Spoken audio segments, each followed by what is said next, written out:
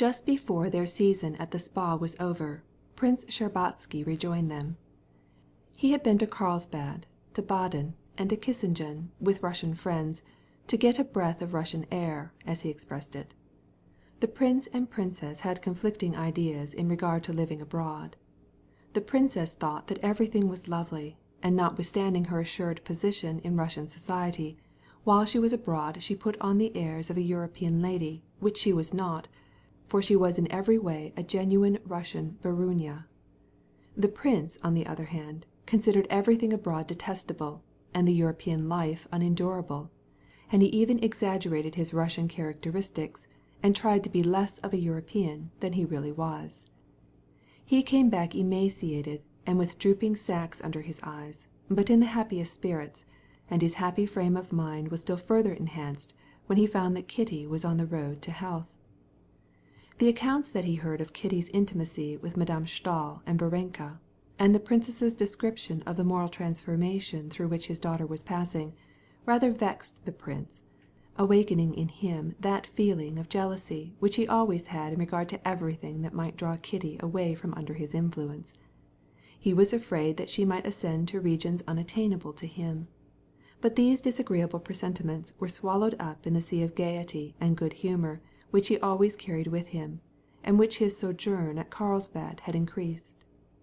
The day after his arrival, the prince, in his long paletot, and with his Russian wrinkles and his puffy cheeks standing out above his stiffly starched collar, went in the very best of spirits with Kitty to the spring. The morning was beautiful. The neat, gay houses, with their little gardens, the sight of the German servants, with their red faces and red arms, happily working, the brilliant sun, everything filled the heart with pleasure. But as they came nearer the spring they met more and more invalids, whose lamentable appearance contrasted painfully with the trim and beneficent German surroundings. For Kitty, the bright sunlight, the vivid green of the trees, the sounds of the music, all formed a natural framework for these well-known faces, whose changes for better or worse she had been watching. But for the prince there was something cruel in the contrast between this bright June morning, the orchestra playing the latest waltz, and especially the sight of these healthy-looking servants, and the miserable invalids, from all corners of Europe, dragging themselves painfully along. In spite of the return of his youth which the prince experienced, and the pride that he felt in having his favourite daughter on his arm, he confessed to a sense of shame and awkwardness in walking along with his firm step and his vigorous limbs. Introduce me to your new friends," said he to his daughter, pressing her arm with his elbow. "I am beginning to like your abominable Soden for the good which it has done you. Only it is melancholy for you. Who is this?" Kitty told the names of the acquaintances and strangers that they met on their way. At the very entrance of the garden they met Madame Berthe and her companion, and the prince was pleased to see the expression of joy on the old Frenchwoman's face at the sound of Kitty's voice. With true French exaggeration, she immediately overwhelmed the prince with compliments, congratulating him on having such a charming daughter, whose merits she praised to the skies, declaring to her face that she was a treasure, a pearl, a ministering angel. "Well, she must be angel number 2, said the prince gallantly, "for she calls Mademoiselle Varenka angel number 1. "Oh, Mademoiselle Varenka is truly an angel, à l'aise," said Madame Berthe vivaciously. They met Varenka herself in the gallery. She hastened up to them carrying an elegant red bag. "Here's papa," said Kitty. Varenka made the prince a simple and natural salutation, almost like a curtsy, and without any false modesty immediately entered into conversation with him, as she conversed with everyone, without restraint or affectation. "Of course I know you very well already," said the prince, with a pleasant expression that made Kitty see that her friend pleased her father. "Where were you going so fast?" "Maman is here," she replied, turning to Kitty. "She did not sleep all night, and the doctor advised her to take the air. I have brought her work." "So that is angel number 1," said the prince, when Varenka had gone. Kitty saw that he intended to rally her about her friend, but he refrained because her friend had pleased him. "Well, "Let us go and see them all," said he. "All your friends, even Madame Stahl, if she will deign to remember me." "But did you ever know her, papa?" asked Kitty, with fear, as she saw an ironical flash in her father's eyes as he mentioned Madame Stahl. "I knew her husband, and I knew her a little, before she joined the Pietists." "What are Pietists, papa?" asked Kitty, troubled because such a nickname was given to what in Madame Stahl she valued so highly. "I myself do not know much about them. I only know this, that she thanks God for everything, even for her tribulations, and, above all, she thanks God because her husband is dead. Now, that is comical, because they did not live happily together. But who is that? What a melancholy face," he added, seeing an invalid sitting in a shop in cinnamon-colored paletot, with white pantaloons making strange folds around his emaciated legs. This gentleman had raised his straw hat and bared his sparse curly hair and high sickly forehead, on which showed the red line made by the brim. "That is Petrov, a painter," replied Kitty, with a blush. "And there is his wife," she added, indicating Anna Pavlovna, who, at their approach, had evidently made the excuse of running after the children playing in the street. "Poor fellow, and what a pleasant face he has," said the prince. "But why did you not go to him? He seemed anxious to speak to you." "Well, let us go back to him," said Kitty, resolutely turning about. "How do you feel today?" she asked of Petrov. Petrov arose, leaning on his cane, and looked timidly at the prince. "This is my daughter," said the prince.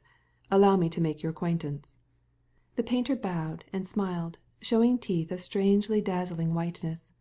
"We expected you yesterday, princess," he said to Kitty. He staggered as he spoke, and to conceal the fact that it was involuntary, he repeated the motion. "I expected to come, but Varenka told me that Anna Pavlovna sent word that you were not going." "That we weren't going?" said Petrov, troubled, and beginning to cough. Then, looking toward his wife, he called hoarsely, "Annetta! Annetta!"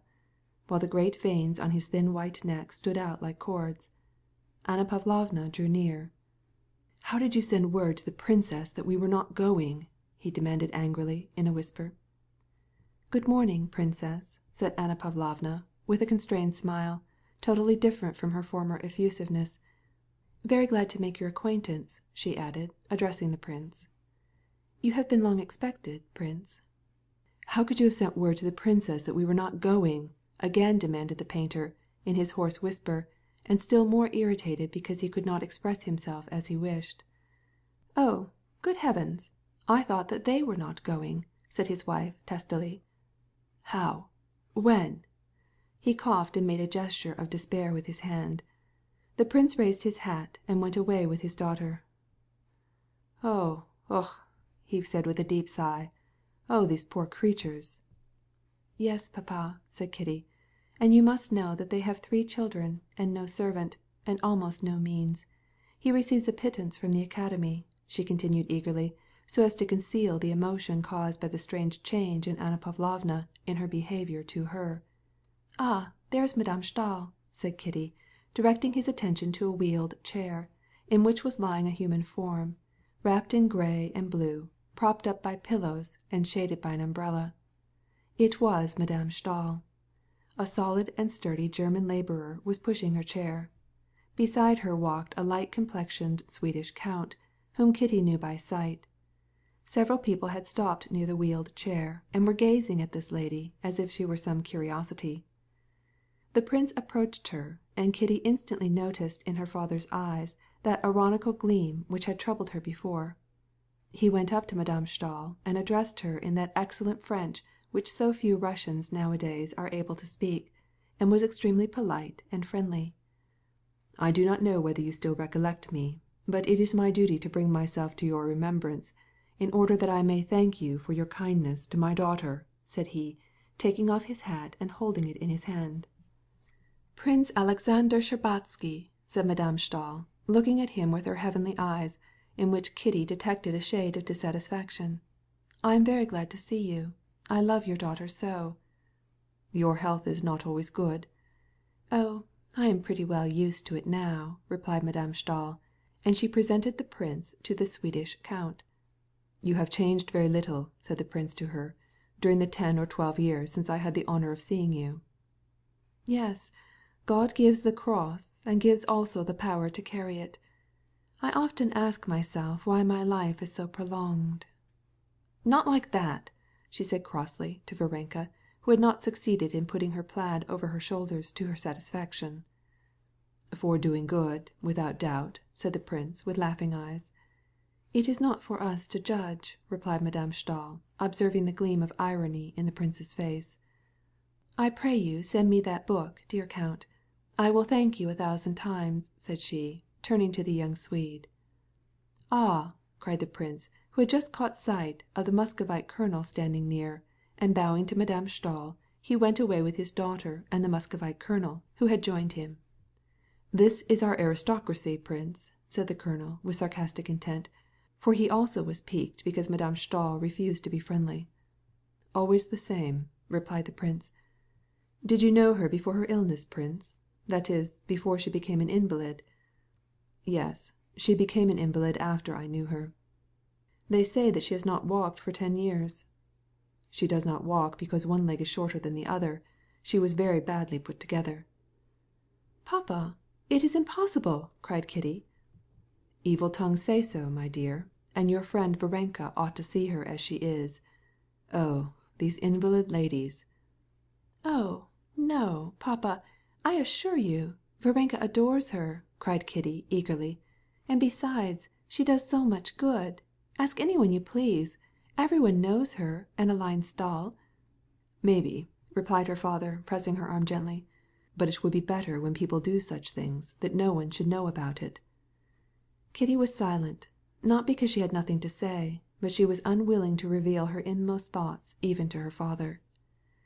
There was one strange thing, however, decided though she was not yet to unbosom to her father, not to let him penetrate into the sanctuary of her reflections. She nevertheless was conscious that her ideal of holiness, as seen in Madame Stahl, which she had for a whole month carried in her soul, had irrevocably disappeared, as a face seen in a garment thrown down by chance disappears when one really sees how the garment is lying. She retained only the image of a lame woman who, because she was deformed, stayed in bed, and who tormented the patient Varenka because she did not arrange her plaid to suit her. And it became impossible for her imagination to bring back to her the remembrance of the former Madame Stahl. The prince's gaiety and good humor were contagious. His household and acquaintances, and even their German landlord, felt it. When he came in with Kitty from the Springs, the prince invited the colonel, Marya Yevgenyevna and her daughter, and Varenka to luncheon, and had the table and chairs brought out under the chestnut trees in the garden, and there the guests were served. The landlord and his domestics were filled with zeal under the influence of his good spirits. They knew his generosity, and before half an hour was over a sick Hamburg doctor, who had rooms on the upper floor, was looking down with envy on the happy group of hearty Russians sitting under the chestnut trees. Under the flickering shade of the sun-flecked leaves sat the princess, in a bonnet trimmed with lilac ribbons, presiding over the table spread with a white cloth, whereon were placed the coffee service, the bread, butter, cheese, and cold game, and she was distributing cups and tarts. At the other end of the table sat the prince, eating with good appetite, and talking with great animation. He had spread out in front of him his purchases, carved boxes, jackstraws, paper cutters of all kinds, which he had brought back from all the places where he had been, and he was distributing them around to all, including Lieschen, the maid, and the landlord, with whom he joked in his comically bad German, assuring him that it was not the waters that had cured Kitty, but his excellent cuisine, and particularly his prune soup. The princess laughed at her husband for his Russian peculiarities, but never, since she had been at the spa, had she been so gay and lively. The colonel, as always, was amused at the prince's jests, but he agreed with the princess on the European question, which he imagined that he understood thoroughly. The good Marya Yevgenyevna laughed at every good thing that the prince said, and even Varenka, to Kitty's great astonishment, laughed till she was tired, with undemonstrative but infectious hilarity awakened by the prince's jests. This was something Kitty had never known to happen before. All this delighted Kitty, but she could not free herself from mental agitation. She could not resolve the problem which her father had unintentionally given her by his jesting, humorous attitude toward her friends and the life which offered her so many attractions. Moreover, she could not help puzzling herself with the reasons for the change in her relations with the Petrovs, which had struck her that day so plainly and disagreeably. All the rest were gay, but Kitty could not be gay, and this still more annoyed her. She experienced a feeling analogous to that which she had known in her childhood, when, as a punishment for some offense, she was shut up in her room and heard the gay merriment of her sisters. "Now, why did you purchase this heap of things?" asked the princess, smiling and offering her husband a cup of coffee. "You go out for a walk. Well, and you come to a shop, and they address you and say, 'Erlaucht, Excellenz, Durchlaucht.' When they say Durchlaucht, I cannot resist any longer, and my $10 vanish." "It was merely because you were bored," said the princess. "Certainly I was bored. It was ennui which one does not know how to escape from." "But how can you be bored? There are so many interesting things to see in Germany now," said Marya Yevgenyevna. "Yes, I know all which is interesting just at the present time. I know soup with prunes. I know pea pudding. I know everything." "Just as you please, Prince. But their institutions are interesting," said the colonel. "Yes, but what is there interesting about them? They are as contented as copper kopecks. They have whipped the world. Now why should I find anything to content me here? I never conquered anybody, but I have to take off my boots myself, and, what is worse, I put them out myself in the corridor. In the morning I get up and have to dress myself and go down to the dining room and drink execrable tea. 'Tisn't like that at home. There you can get up when you please. If you are out of sorts, you can grumble. You have all the time you need for remembering things, and you can do whatever you please without hurrying." "But time is money. You forget that," said the colonel. "That depends. There are whole months which you would sell for 50 kopecks, and half hours which you would not give any amount of money for. Isn't that so, Katenka? But why are you so solemn?" "I am not, papa." "Where are you going? Stay a little longer," said the prince to Varenka. "But I must go home," said Varenka, rising and laughing gaily again. After she had excused herself, she took leave of her friends and went into the house to get her hat. Kitty followed her. Even Varenka seemed to her friend changed. She was not less good, but she was different from what she had imagined her to be. "Ah, it is such a long time since I have laughed so much," said Varenka, as she was getting her parasol and her satchel. "How charming your papa is!" Kitty did not answer. "When shall I see you again?" asked Varenka. "Maman wanted to go to the Petrovs. Are you going to be there?" asked Kitty, trying to sound Varenka. "I'm going to be there," she replied. "They're expecting to leave, and I promised to help them pack." "Well, then I will go with you." "No. Why should you?" "Why not?" "Why not?"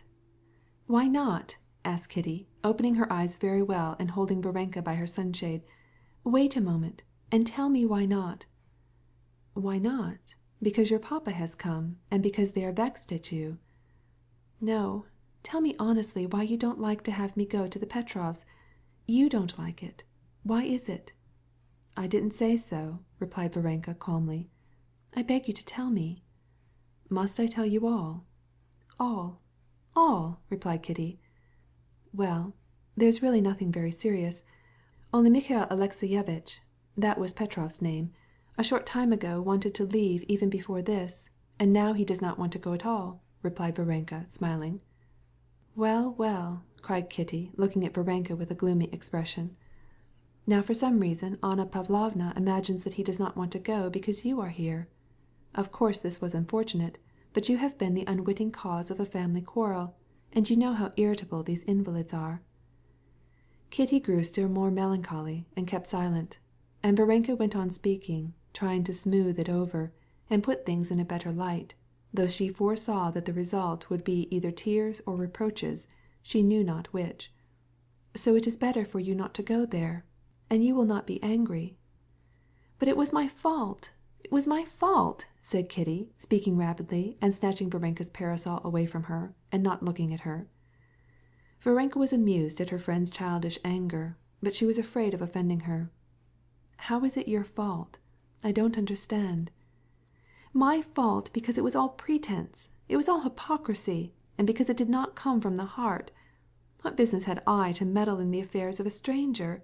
And so I have been the cause of a quarrel, and I have been doing what no one asked me to do, simply because it was all hypocrisy.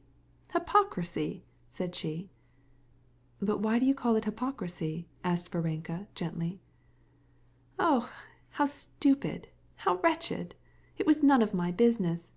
Hypocrisy," mechanically opening and shutting the sunshade. "But it was your idea?" "'Twas to seem better to others, to myself, to God, to deceive everyone. No, I will not fall so low again. I may be wicked, but at least I will not be a liar and deceiver." "But who is a liar?" asked Varenka in a reproachful tone. "You speak as if—" But Kitty was thoroughly angry and did not let her finish. "I am not speaking of you, not of you at all. You are perfection. Yes, yes, I know that you are all perfection. How can I help it? I am wicked. This would not have occurred if I had not been wicked. So let me be what I am, but I will not be deceitful. What have I to do with Anna Pavlovna? Let them live as they want to, and I will do the same. I can't be somebody else. Besides, everything is different." "What is different?" asked Varenka in perplexity. "Everything. I can only live by my heart, but you live by your principles. I like you all, but you have had in view only to save me, to convert me." "You are not fair," said Varenka. "I'm not speaking for other people. I only speak for myself." "Kitty!" cried her mother's voice. "Come here and show papa your corals." Kitty, with a haughty face and not making it up with her friend, took the box with the corals from the table and carried it to her mother. "What is the matter? Why are you so flushed?" asked her father and mother with one voice. "Nothing. I'm coming right back." And she hurried back to the house. "She's still there," she thought. "What shall I tell her? Bozhe moi! What have I done? What have I said? Why did I hurt her feelings? What have I done? What shall I say to her?" she asked herself as she hesitated at the door. Varenka, with her hat on and her parasol in her hand, was sitting by the table, examining the spring which Kitty had broken. She raised her head. "Varenka, forgive me," whispered Kitty, coming up to her. "Forgive me. I don't know what I said. "Truly, I did not mean to cause you pain," said Varenka, smiling. Peace was made. But her father's coming had changed for Kitty the whole world in which she lived. She did not give up what she had learned, but she confessed that she had been under an illusion, by believing that she was what she had dreamed of being. She awoke, as it were, from a dream. She felt all the difficulty of staying without hypocrisy and boastfulness on the heights to which she had tried to raise herself. Moreover, she felt still more vividly all the weight of that world of misfortunes, of illnesses, of those who surrounded her, and she was tormented by the efforts which she had made to interest herself in them. And she began to long to breathe the pure, healthier atmosphere of Russia at Yergushovo, where Dolly and the children had gone, as she learned from a letter that had just come. But her love for Varenka had not diminished. When she went away, she begged her to come and visit them in Russia. "I will come when you are married," said she. "I shall never marry." "Well, then I shall never come." "Well, in that case I shall get married only for your sake. Don't forget your promise," said Kitty. The doctor's prophecies were realized. Kitty came home to Russia perfectly well. Possibly she was not as gay and careless as before, but her calmness was restored. The pains of the past were only a memory. Anna Karenina by Leo Tolstoy, translated by Nathan Haskell Doyle. Part 3, Chapter 1. Sergey Ivanovitch Kozneuishef wanted to rest after his intellectual labors, and, instead of going abroad as usual, he came, toward the end of May, to visit his brother in the country. In his opinion, the country life was best of all. and he came now to his brother's to enjoy it. Konstantin Levin was very glad to welcome him, the more because this summer he did not expect his brother Nikolai. But in spite of his love and respect for Sergey Ivanovitch, Konstantin was not at his ease with him in the country. He was not at his ease. He was even annoyed to see how his brother regarded the country. For Konstantin Levin, the country was the place for life, for pleasures, sorrows, labor. For Sergey Ivanovitch, the country, on the one side, offered rest from labor, and on the other, a profitable antidote against corruption, and he took it gladly, convinced of its utility. For Konstantin Levin the country was beautiful because it offered field for works of incontestable utility. For Sergey Ivanovitch the country was especially delightful because there was nothing he could do, or needed to do there, at all. Moreover, Sergey Ivanovitch's behavior toward the people somewhat piqued Konstantin. Sergey Ivanovitch said that he loved and knew the people, and he often chatted with the muzhiks as he was fully able to do, without pretense and without affectation, and discovered, in his interviews with them, traits of character honorable to the people, so that he felt convinced that he knew them thoroughly. Such relations with the people displeased Konstantin Levin. For him the peasantry was only the chief factor in associated labor, and though he respected the muzhik and, as he himself said, drew in with the milk of the woman who nursed him a genuine love for them, still he, as a factor associated with them in the general labors, while sometimes admiring their strength, their good nature, their sense of justice, very often when in the general work of the estate other qualities were needed, flew into a passion with the peasantry for their carelessness, slovenliness, drunkenness, untruthfulness. If he had been asked whether he liked the people, he would really have not known what reply to make. He liked, and he did not like the people as the majority of men did. Of course, as a good man, he liked men more than he disliked them, and so it was with the peasantry. But to like or not to like the peasantry, as something out of the common, was an impossibility to him, because he not only lived with the peasantry, because not only were his interests bound up with those of the peasantry, but also he looked on himself as a part of the people, saw no qualities or faults in the people that he did not himself possess, and could not take his stand contrary to the people. Moreover, although he had long lived in the closest relationship with his muzhiks as their landlord, their mediator, and, what was more, their adviser, for the muzhiks had faith in him and came to him from 40 versts around to ask his advice, he passed no definite judgment on them, and to the question, did he know the people, he would have found it as hard to find an answer as to the question, did he like the people? But to say that he knew the peasantry would have meant in his opinion the same as to say that he knew men. He was constantly admiring and studying all kinds of men, and among them, men from among the peasantry whom he considered to be fine and interesting specimens of humanity.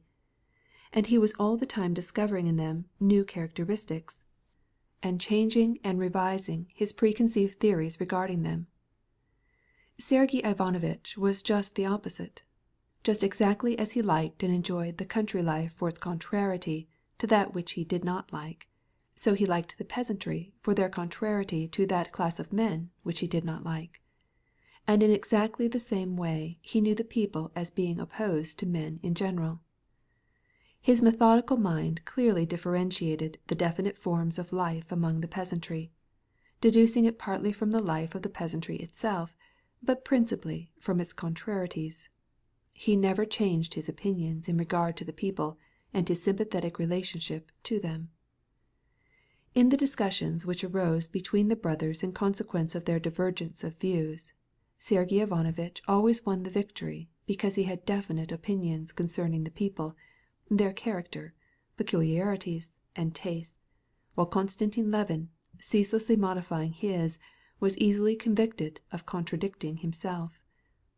Sergey Ivanovitch looked on his brother as a splendid fellow, whose heart was bien placé, as he expressed it in French, but whose mind, though quick and active, was open to the impressions of the moment, and therefore full of contradictions. With the condescension of an elder brother, He sometimes explained to him the real meaning of things, but he did not take genuine pleasure in discussing with him, because his opponent was so easy to vanquish. Konstantin Levin looked on his brother as a man of vast intelligence and learning, endowed with extraordinary faculties, most advantageous to the community at large. But as he advanced in life, and learned to know him better, he sometimes asked himself, in the secret chambers of his heart, if this devotion to the general interests, which he felt that he himself entirely lacked, was really a good quality, or rather a lack of something. Not a lack of good-natured, upright, benevolent wishes and tastes, but the lack of the motive power of life, which is called heart, of that impulse which constrains a man to choose one out of all the multitudes of paths which life offers to men, and to desire this alone.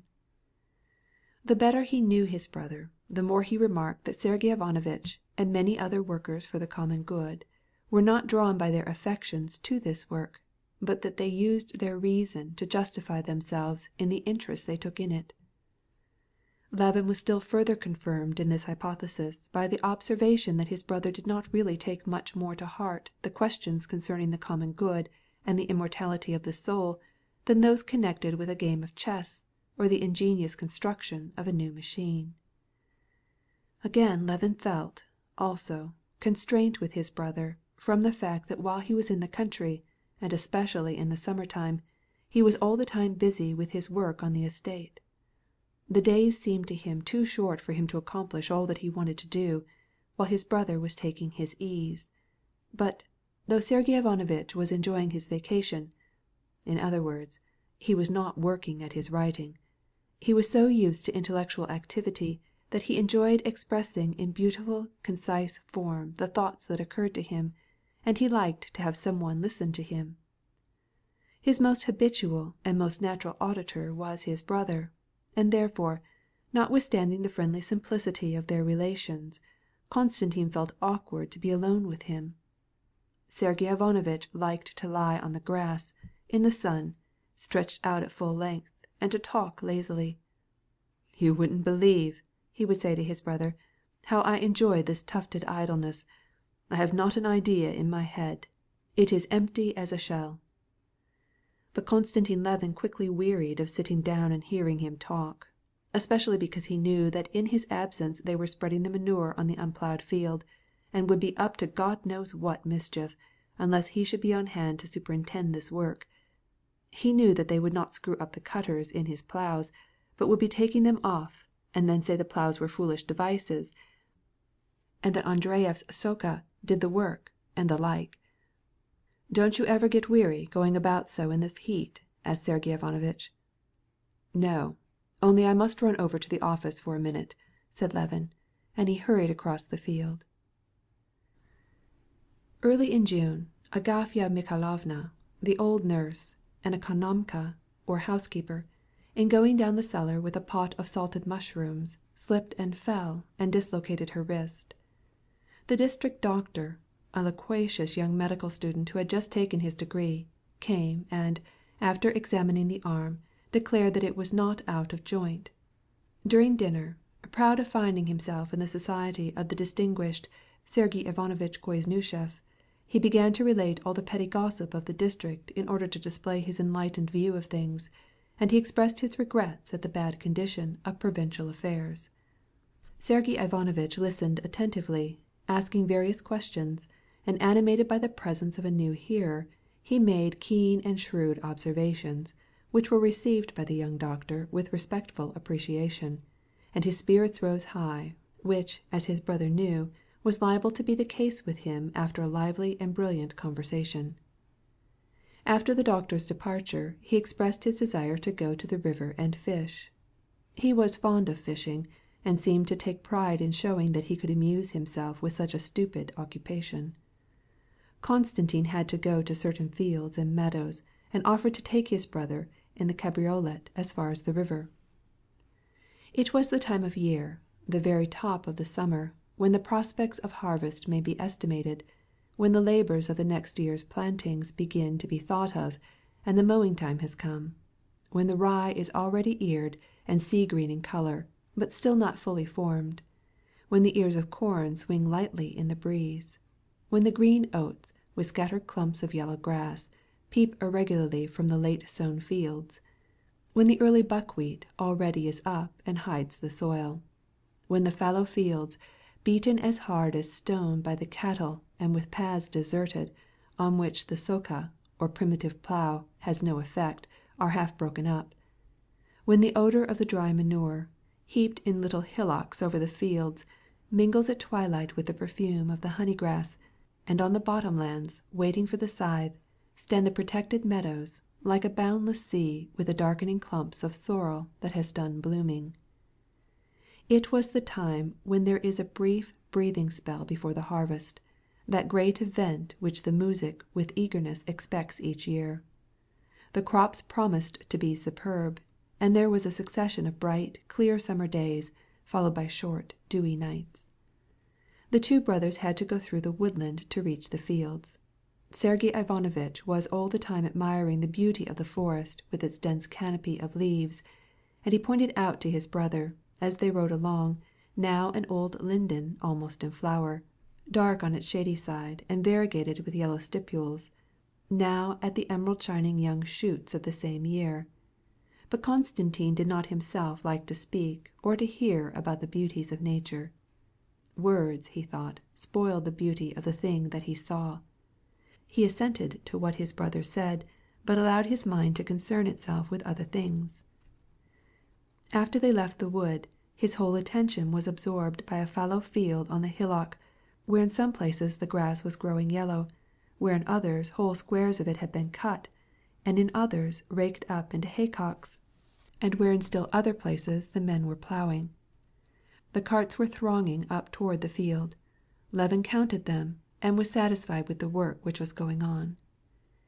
His thoughts were diverted by the sight of the meadows to the question of haymaking. He always experienced something which went to his very heart at the hay harvesting. When they reached the meadow Levin stopped his horse.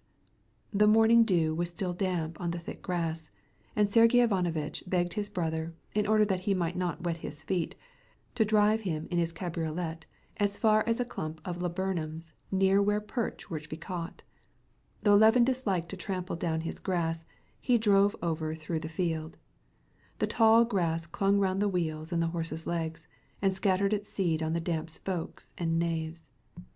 Sergey sat down under the laburnums and cast his line, but Levin drove the horse aside, fastened him, and then went off through the vast green sea of the meadow unstirred by a breath of wind.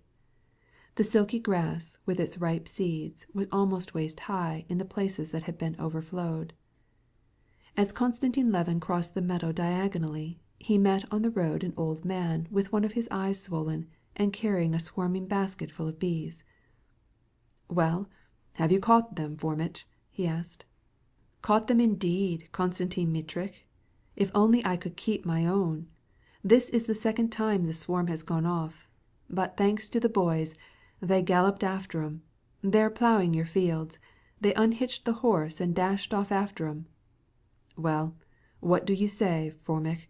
Should we begin mowing or wait?" "Just as you say. According to our notions we should wait till St. Peter's Day, but you always mow earlier. Well, just as God will have it. The grass is in fine condition. There'll be plenty of room for the cattle." "And what do you think of the weather?" "Well, all is in the hand of God. Maybe the weather will hold." Levin returned to his brother. Though he had caught nothing, Sergey Ivanovitch was undisturbed and seemed to be in the best of spirits. Levin saw that he was stimulated by his talk with the doctor, and that he was eager to go on talking. Levin, on the contrary, was anxious to get back to the house as soon as possible, to give some orders about hiring mowers for the next day, and to decide the question about the haymaking which occupied all his thoughts. "Well," said he, "shall we go?" "What is your hurry? Do let us sit down. But how drenched you are!" "No, I've had no luck, but I have enjoyed it all the same. All outdoor sports are beautiful because you have to do with nature. Now just notice how charming that steely water is," he exclaimed. "These meadow banks," he went on to say, "always remind me of an enigma, do you know? The grass says to the river, 'We have strayed far enough. We have strayed far enough." "I don't know that riddle," interrupted Konstantin, in a melancholy tone. "Do you know, I was thinking about you," said Sergey Ivanovitch. "It is not well at all, what is going on in your district, if that doctor tells the truth. He is not a stupid fellow. And I have told you all along, and I say today, you are wrong in not going to the assembly meetings and in generally holding aloof from the affairs of the commune. If men of standing don't take an interest in affairs, God knows how things will turn out. The taxes we pay will be spent in salaries, and not for schools, or hospitals, or midwives, or pharmacies, or anything." "But I have tried it," replied Levin, faintly and unwillingly. "I can't do anything. What is to be done about it?" "Now, why can't you do anything? I confess I don't understand it. I cannot admit that it is indifference or lack of intelligence. Isn't it simply laziness?" "It is not that, or the first, or the second. I have tried it, and I see that I cannot do anything," said Levin. He was not paying great heed to what his brother said, but was looking intently across the fields on the other side of the river. He saw something black, but he could not make out whether it was only a horse or his overseer on horseback. "Why can't you do anything? You have made an experiment, and it does not turn out to your satisfaction, and you give up. Why not have a little pride about you?" "Pride?" said Levin, touched to the quick by his brother's reproach. "I don't see what that has to do with it. If at the university they had told me that others would understand the integral calculus, but I did not, that would have touched my pride. But here one must be convinced in advance that one needs special aptitude for these things, and first of all that these things are very important." "What? Do you mean to say that they are not important?"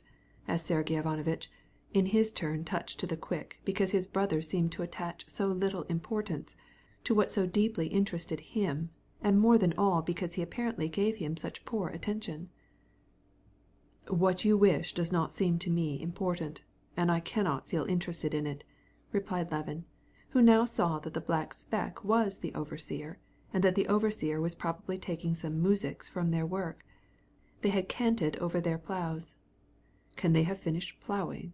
He asked himself. "Now, listen. Nevertheless," said his brother, his handsome intellectual face growing a shade darker, "there are limits to everything.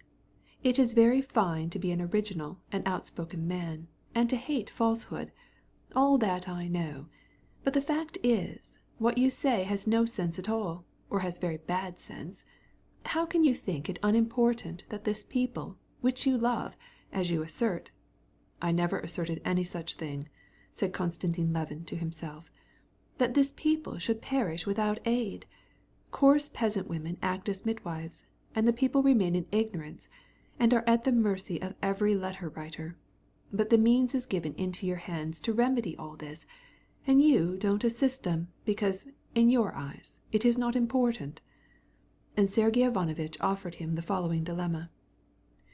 "Either you are not developed sufficiently to see all that you might do, or you do not care to give up your own comfort, or your vanity, I don't know which, in order to do this."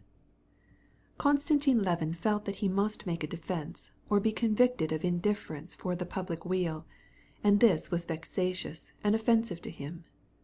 "Ah, but there is still another thing," he said resolutely. "I do not see how it is possible." "What? Impossible to give medical aid if the funds were watched more closely?" "Impossible, it seems to me, in the 4,000 square versts of our district, with our floods, snowstorms, and busy seasons. I don't see the possibility of giving public medical aid. Besides, I don't much believe in medicine, anyway." "Well now, what nonsense! You are unjust. I could name you 1,000 cases. Well, but how about schools?" "Why schools?" "What do you say? Can you doubt the advantages of education? If it is good for you, then it is good for everyone." Konstantin Levin felt that he was morally pushed to the wall, and so he grew irritated, and involuntarily revealed the chief reason for his indifference to the communal affairs. Maybe all this is a good thing," said he. "But why should I put myself out to have medical dispensaries located which I shall never make use of, or schools where I shall never send my children, and where the peasants won't want to send their children, and where I am not sure that it is wise to send them, anyway?" Sergey Ivanovitch for a moment was disconcerted by this unexpected way of looking at the matter, but he immediately developed a new plan of attack. He was silent, pulled in one of his lines and wound it up. Then with a smile he turned to his brother. "Now, excuse me. In the first place, the dispensary has proved necessary. Here, we ourselves have just sent for the communal doctor for Agafya Mihalovna." "Well, I still think her wrist was out of joint." "That remains to be proved. In the next place, the muzhik who can read is a better workman and more useful to you." "Oh, no," replied Konstantin Levin resolutely. "Ask any one you please. They will tell you that the educated muzhik is far worse as a laborer. He will not repair the roads, and when they build bridges he will only steal the planks." "Now, that is not the point," said Sergey, frowning because he did not like contradictions, and especially those that leaped from one subject to another, and kept bringing up new arguments without any apparent connection, so that it was impossible to know what to say in reply. "That is not the point. Excuse me, do you admit that education is a benefit to the peasantry?" "I do," said Levin, at haphazard, and instantly he saw that he had not said what he thought. He realized that, by making this admission, it would be easy to convict him of speaking nonsense. How it would be brought up against him he did not know, but he knew that he would surely be shown his logical inconsequence, and he awaited the demonstration. It came much sooner than he expected. "If you admit its value," said Sergey Ivanovitch, "then as an honest man you cannot refuse to delight in this work, and sympathize with it, and give it your cooperation." "But I still do not admit that this activity is good," said Konstantin Levin, his face flushing. "What? But you just said—" "That is, I don't say that it is bad, but that it is not possible." "But you can't know this, since you have not made any effort to try it." "Well, let us admit that the education of the people is advantageous," said Levin, although he did not in the least admit it. "Let us admit that it is so. Still, I don't see why I should bother myself with it." "Why not?" "Well, if we are going to discuss the question, then explain it to me from your philosophical point of view." "I don't see what philosophy has to do here," retorted Sergey Ivanovitch, in a tone which seemed to cast some doubt on his brother's right to discuss philosophy, and this nettled Levin. "This is why," he said warmly, "I think that the motive power in all our actions is forever personal happiness. Now, I see nothing in our provincial institutions that contributes to my well-being as a nobleman. The roads are not better, and cannot be made so. My horses carry me, even on bad roads. The doctor and the dispensary are no use to me. The justice of the peace does me no good. I never went to him, and never shall go to him. The schools seem to me not only useless, but, as I have said, are even harmful. And these communal institutions oblige me to pay 18 kopecks a destian to go to town, to sleep with bugs, and to hear all sorts of vulgar and obscene talk. But my personal interests are not helped." "Excuse me," said Sergey Ivanovitch with a smile. "Our personal interests did not compel us to work for the emancipation of the serfs, and yet we worked for it." "No," replied Konstantin, with still more animation. "The emancipation of the serfs was quite another affair. It was for personal interest. We wanted to shake off this yoke that hung on the necks of all of us decent people. But to be a member of the council, to discuss how much the night workmen should be paid, and how to lay sewer pipes in streets where one does not live, to be a juryman and sit in judgment on a muzhik who has stolen a ham, to listen for 6 hours to all sorts of rubbish which the defendant and the prosecutor may utter, and, as presiding officer, to ask my old friend, the half-idiotic Alashka, 'Do you plead guilty, Mr. Accused, of having stolen this ham?'" And Konstantin, carried away by his subject, enacted the scene between the president and the half-idiotic Alashka. It seemed to him that this was in the line of the argument. But Sergey Ivanovitch shrugged his shoulders. "Nu, what do you mean by this?" "I only mean that I will always defend with all my powers those rights which touch me, my interests, that when the policemen came to search us students and read our letters, I was ready to defend these rights with all my might, to defend my right to instruction, to liberty. I am interested in the military obligation which concerns the fate of my children, of my brothers, and of myself. I am willing to discuss this because it touches me, but to deliberate on the employment of 40,000 rubles of communal money, or to judge the crack-brained Alashka, I won't do it, and I can't." Konstantin Levin discoursed as if the fountains of his speech were unloosed. Sergey Ivanovitch smiled. "Supposing tomorrow you were arrested, would you prefer to be tried by the old criminal court?" "But I am not going to be arrested. I am not going to cut anyone's throat, and this is of no use to me. Now see here," he continued, again jumping to a matter entirely foreign to their subject. "Our provincial institutions, and all that, remind me of the little twigs which on Trinity Day we stick into the ground to imitate a forest. The forest has grown of itself in Europe, but I cannot on my soul have any faith in our birch sprouts, or water them." Sergey Ivanovitch only shrugged his shoulders again, as a sign of astonishment that birch twigs should be mingled in their discussion, although he understood perfectly what his brother meant. "Excuse me," said he, "that is no way to reason." But Konstantin Levin was eager to explain his self-confessed lack of interest in matters of public concern, and he went on to say, "I think that there can be no durable activity if it is not founded in individual interest. This is a general, a philosophical truth," said he, laying special emphasis on the word philosophical, as if he wished to show that he also had the right, as well as anyone else, to speak of philosophy. Again Sergey Ivanovitch smiled. He also, thought he, has his own special philosophy for the benefit of his inclinations. "Well, have done with philosophy," he said. "Its chief problem has been in all times to grasp the indispensable bond which exists between the individual interest and the public interest. This is not to the point, however. But I can make your comparison fit the case. The little birch twigs have not been merely stuck in, but have been sowed, planted, and it is necessary to watch them carefully. The only nations which can have a future, the only nations which deserve the name of historic, are those which feel the importance and the value of their institutions, and prize them."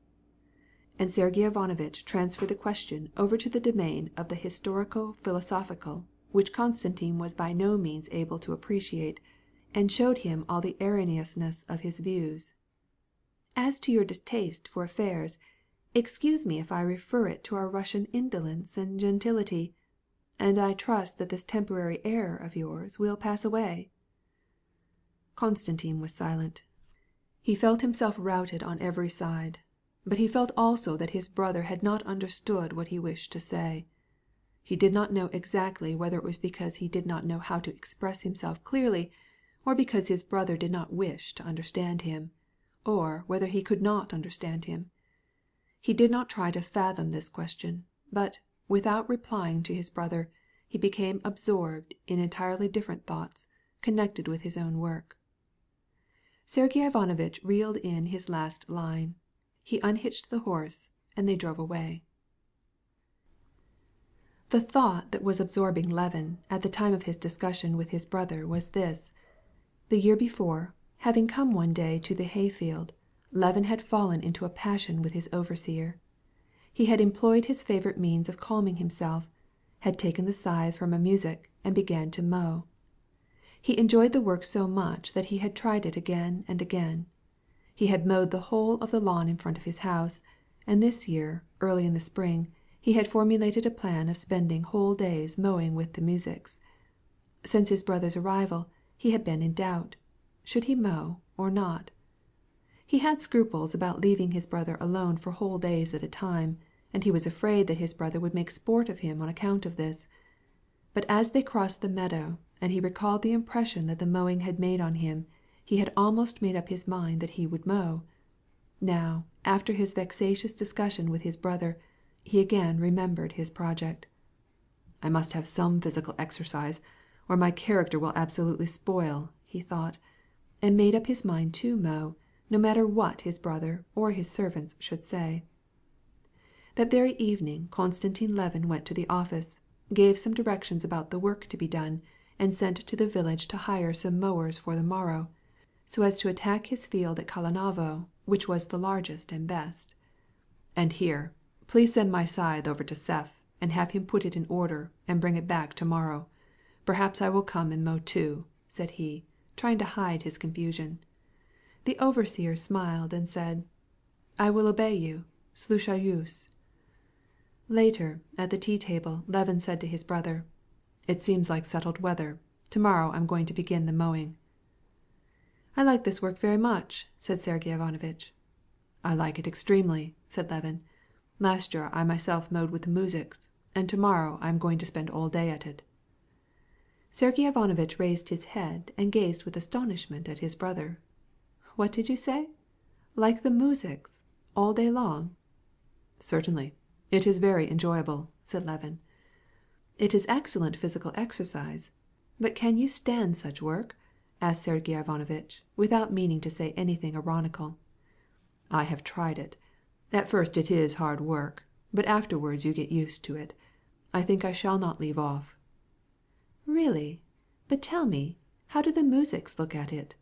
Naturally they make sport because the baron is queer, don't they?" "No, I don't think so. But this is such pleasant and at the same time hard work that they don't think about it." "But how do you and they do about dinner? You could hardly have a bottle of Lafitte and a roast turkey sent you out there." "No, I come home while the workmen have their nooning." The next morning Konstantin Levin got up earlier than usual, but his duties about the house detained him, and when he came to the mowing field he found the men had already mowed the first time across. From the top of the slope the part of the meadow still in the shade, and already mowed, spread out before him, with its long windrows and the little black heaps of kaftans thrown down by the men who went by the first time. As he drew nearer, he saw also the band of muzhiks, some in their kaftans, some in their shirt-sleeves, moving in a long line and swinging their scythes in unison. He counted 42 men of them. They were advancing slowly over the uneven bottom-land of the meadow, where there was an old dike. Many of them Levin knew. There was the old round-shouldered Yermil, in a very clean white shirt, wielding the scythe. There was the young small Vaska, who used to be Levin's coachman. There was Seth, a little thin old peasant who had taught him how to mow. He was cutting a wide swath without stooping, and handling his scythe as if he were playing with it. Levin dismounted from his horse, tied her near the road, and went across to Seth, who immediately got a second scythe from a clump of bushes and handed it to him. "All ready, bairn. 'Tis like a razor, cuts of itself," said Seth with a smile, taking off his cap and handing him the scythe. Levin took it and began to try it. The mowers, having finished their line, were returning one after the other on their track, covered with sweat, but gay and lively. They laughed timidly and saluted the baron. All of them looked at him, but no one ventured to speak until at last a tall old man, with a wrinkled, beardless face, and dressed in a sheepskin jacket, thus addressed him. "Look here, baron, if you put your hand to the rope you must not let go," said he, and Levin heard the sound of stifled laughter among the mowers. "I will try not to be left behind," he said, as he took his place behind Seth and waited for the signal to begin. "'Tention!" cried the old man. Seth opened the way, and Levin followed in his track. The grass was short and tough, and Levin, who had not mowed in a long time, and was confused by the watchful eyes of the men, at first made very bad work of it, though he swung the scythe energetically. Voices were heard behind him. "He does not hold the scythe right. The sneed is too high. See how he stoops like," said one. "Bears his hand on too much," said another. "No matter, it goes pretty well," said the head man. "Look, he goes at a great rate, cuts a wide swath. He'll get played out. The master is trying it for himself as hard as he can, but look at his row. For such work my brother was beaten once." The grass became less tough, and Levin, listening and making no reply, trying to mow as well as he could, followed Seth. Thus they went 100 steps. Seth kept on without any intermission, and without showing the least fatigue. But Levin began by this time to feel terribly, and feared that he could not keep up, he was so tired. He was just thinking that he was using his last strength, and had determined to ask Seth to rest, but at this time the music of his own accord halted, bent over, and, taking a handful of grass, began to wipe his scythe and to wet it. Levin straightened himself up, and with a sigh of relief looked about him. Just behind was a peasant, and he also was evidently tired, because instantly, without catching up to Levin, he also stopped, and began to wet his scythe. Seth wetted his own scythe, and Levin's, and they started again. At the second attempt it was just the same. Seth advanced a step at every swing of the scythe, without stopping, and without sign of weariness. Levin followed him, striving not to fall behind. But each moment it came harder and harder. But, as before, just as he believed himself at the end of his forces, Seth stopped and wetted his scythe. Thus they went over the first swath, and this long stretch seemed especially hard for Levin. When the swath was finished and Seth, throwing the scythe over his shoulder, slowly walked back in the tracks made by his heels as he had mowed, and Levin also retraced his steps in the same way, although the sweat stood on his face and dropped from his nose, and all his back was as wet as if he had been plunged in water, still he felt very comfortable. He was especially glad that he knew now that he could keep up with the rest. His pleasure was marred only by the fact that his swath was not good. "I will work less with my arms and more with my whole body," he said to himself, carefully comparing Seth's smooth, straight swath with his own rough and irregular line. The first time, as Levin observed, Seth went very rapidly, apparently wishing to test his baron's endurance, and the swath seemed endless. But the succeeding swaths grew easier and easier. Still Levin had to exert all his energies not to fall behind the muzhiks. He had no other thought, no other desire, than to reach the other end of the meadow as soon as the others did, and to do his work as perfectly as possible.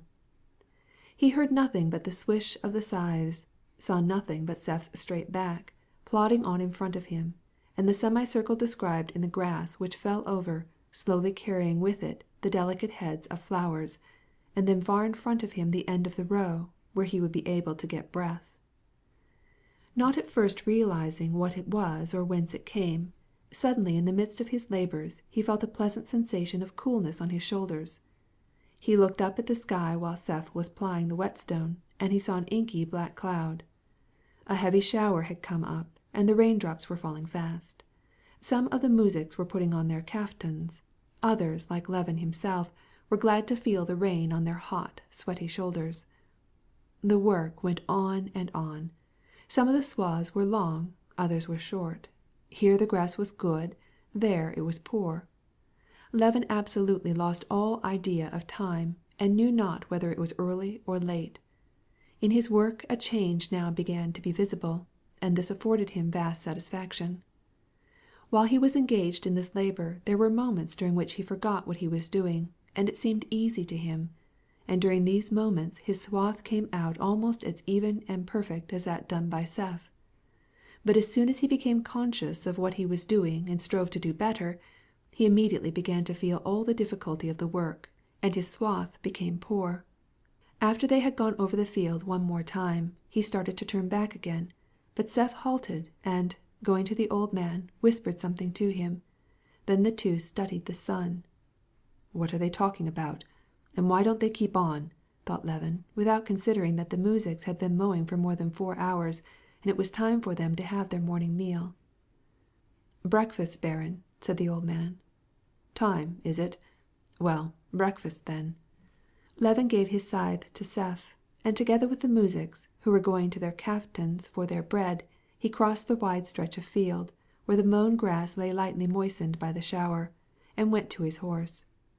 Then only he perceived that he had made a false prediction about the weather, and that the rain had wet his hay. Now the hay will be spoiled," he said. "No harm done, barin. Mow in the rain, rake in the sun," said the old man. Levin unhitched his horse and went home to take coffee. Sergey Ivanovitch had just got up. Before he was dressed and down to the dining room, Konstantin was back to the field again.